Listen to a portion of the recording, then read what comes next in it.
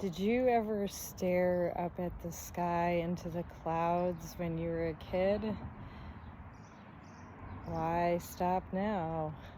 Let me invite you to enjoy this spring sky and write about it as a nature journaling prompt if you wish. What words, descriptive words, come into your mind?